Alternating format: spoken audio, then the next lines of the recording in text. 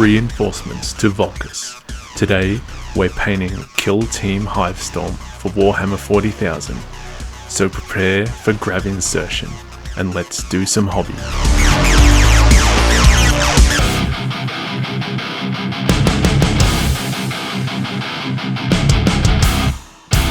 So here we have the Killteam Hivestorm box. It's the launch box for the new edition of Killteam. Inside you get two brand new ruins. This is the Killzone Volkus ruins. So two different plastic buildings. You also get some of the older 9th edition Manufactorum buildings and a sprue with various gear on it. So we're going to start off by clipping all of the pieces off. They're all labeled fairly easily, nice big pieces. And then I use a blunt knife to cut away any of the sprue connectors that are remaining. And I also use that to clean off some of the mold lines that run around the edge of the terrain pieces. Now I use some plastic glue to glue everything together. So these are pretty basic ruins. You've got these vat things that go together, and then it's really just the corners that attached to each other. So very simple and straightforward. They just slot into each other at right angles. And then there's a kind of floor kind of piece which goes in there and keeps everything straight. So they are actually designed to be sort of enclosed ruins, but I am going to leave them in two parts so I can use them for Pry Nexus.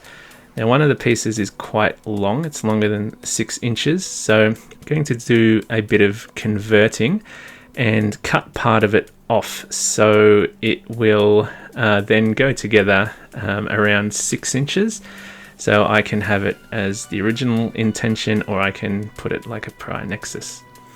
So I'm going to spray them in black. For all of the small parts I use a stick, just a piece of wood, to tape everything to, and start off with Mechanicus Standard Grey. And for these stone kind of buildings I kind of stipple the paint on to give it kind of a bit of additional texture. So I do that with Mechanicus Standard Grey, and then I do it with Dawnstone as well to give a bit more variation in the colour of the stonework and improve that texture. So that's what it looks like with the first couple of coats. Next I will use Balthazar Gold to go through and do a lot of the metal trim. There's quite a bit of it on these terrain pieces, so just be fairly careful. You don't want to go over the stonework too much, and it will look like that. Next I'll use some other metallics, so lead belcher to do things like the floors and pipes and rebar and things like that. So it's starting to come together. And then the other metallics, Retributor Armor and Screaming Bell. So Retributor Armor to do any of the sort of gilded pieces, the big eagles and the Mechanicus symbols, and then just some Screaming Bell for some little other metal details like this flywheel looking thing. So with all the metallics on, it looks like that. Next up I'm going to use some Black Legion and Wraithbone just to clean up and do some parts like the lights. Some lights I do lit, but these ones I just decided to do black glass, so this doesn't have any power. And some Wraithbone just to paint some of the Mechanicus symbols that are all over this piece.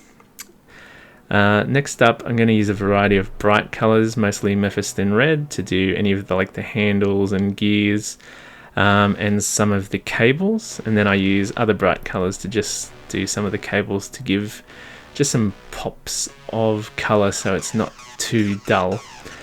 So once that's done, it's starting to look pretty good but pretty clean. So the next thing I do is use Agrax Earthshade. So I thin it down with a bit of water just to make sure it's not too dirty and it flows a bit better. And just sort of from a top down motion, I just go over the whole model in the Agrax, just make sure it's getting to all the corners and things. It does take a little bit of time, but it makes it look a lot better in the end.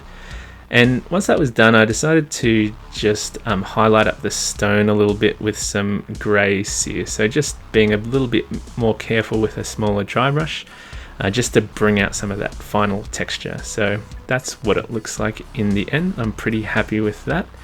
You can see my two pieces go together pretty well.